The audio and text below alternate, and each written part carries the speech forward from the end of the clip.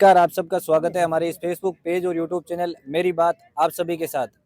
दरअसल आज नागौर में बहुत बड़ा शक्ति प्रदर्शन, हम इस चीज़ को कह सकते हैं, किसानों की बुलंद आवाज़ करने का काम अभिनव राजस्थान पार्टी का आज आगाज हो चुका है नागौर की धरती से।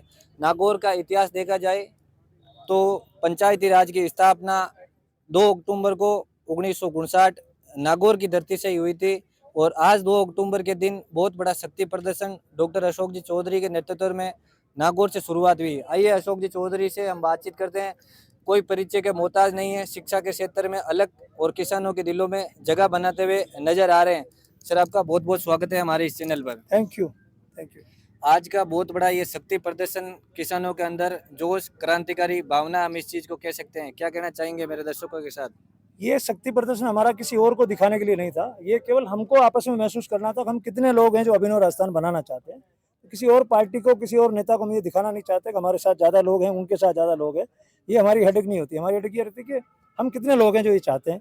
और हम सब लोगों ने आज बैठ के और इच्छा व्यक्त की है कि हम लोग ऐसा राजस्थान बनाना चाहते हैं, एक जगह बैठ के, और वो भी नागौर से, जहाँ से पंचायत राज शुरू हुआ था, वो बात करना कि हमको अब अपना राज चाहिए। ये आज इसका उद्देश्य था।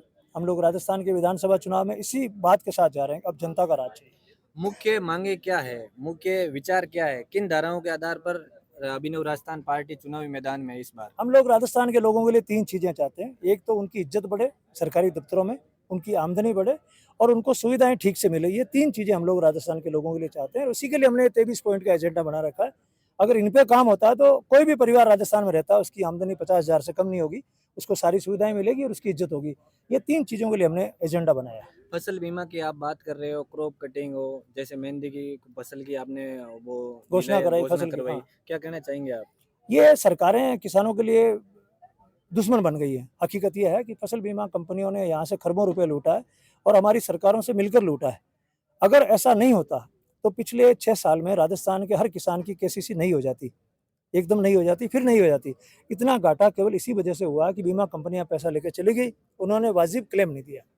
हम लोग इसके लिए लड़ रहे हैं। मेहंदी को फसल नहीं मान रही थी सरकार, हमने आंदोलन किया तो पहली बार मेहंदी को फसल डिक्लेयर किया गया है। ये हमारी बहुत बड़ी सफलता है। एक सवाल आपसे रहेगा कि आप किसानों से लगातार जुड़े हुए हो, आप खुद खेती करने वाले हो।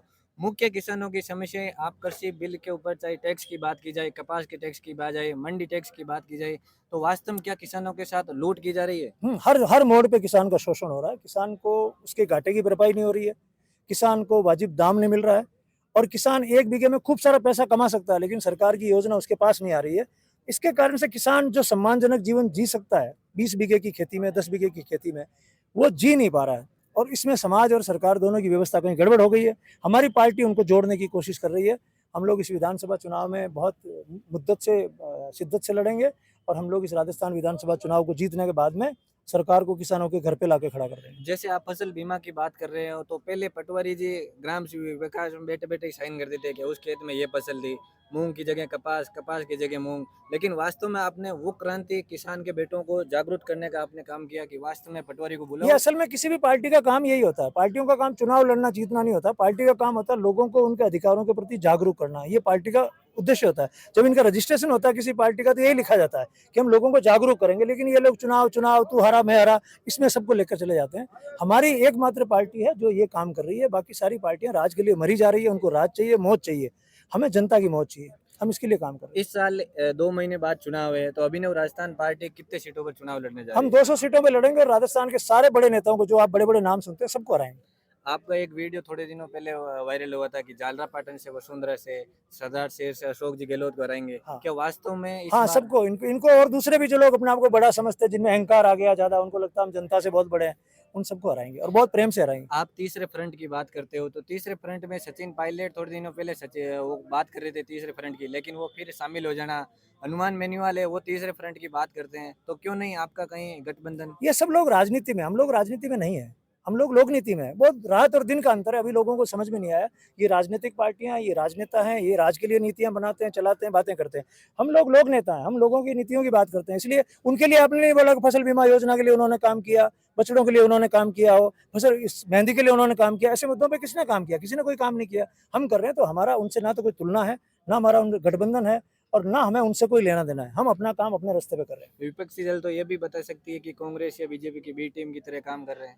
हाँ, वो तो कह सकते हैं। अगर हमारी पहुँच बढ़ेगी तेज़ी से तो हमारे ऊपर और भी आरोप लगेंगे। ये तो छोटा-सा आरोप है, पता नहीं क्या-क्या लगेंगे। हम उस सब के लिए तैयार हैं। एक आखिरी सवाल रहेगा, राजनीति के ऊपर धरातल पर संघर्ष और साजिशें दोनों साथ जन्म लेती है। कई बार संघर्ष जीत जाता है तो कई बार साजिशें जीत जाती है, तो क्या कहना चाहेंगे अगर आप? हमारी नीयत साफ है तो प्रकृति हमारे साथ रहेगी और हमारे खिलाफ कोई भी साजिश कामयाब नहीं होगी और हम जो लोगों के साथ करना चाहते हैं न्याय, वो न्याय उनको दिलवा देंगे। बिल्कुल, बहुत-बहुत आपको और आपकी पूरी पार्टी, पूरी टीम को उज्जवल भविष्य की शुभकामनाएँ। मेरे इस फेसबुक पेज और यूट्यूब चैनल के माध्यम से जितने भी किसान लोग ज़्यादा देख रहे हैं, क्या संदेश, क्या विचार आप पर अंतिम बात क्या रखना चाहेंगे आप? मैं किसानों को कहना चाहता हूँ कि अगर आप जागोगे नहीं तो जीतोगे नहीं, आपका शोषण जारी रहेगा और आने वाले दिनों में आप अपने खेतों में मजदूर बनकर रह जाओगे। तो टाइम है कि आप मेरे साथ ये जागरण वाले काम में लग जाओ, अपने आप को बचाओ, अपने परिवार को बचाओ, वरना दिन बहुत खराब आने वाले हैं। और इतनी शक्तियाँ, पूरी दुनिया की शक्तियाँ इन भारत के किसानों के पीछे लग गई है जिनका उनको अंदाज भी नहीं है।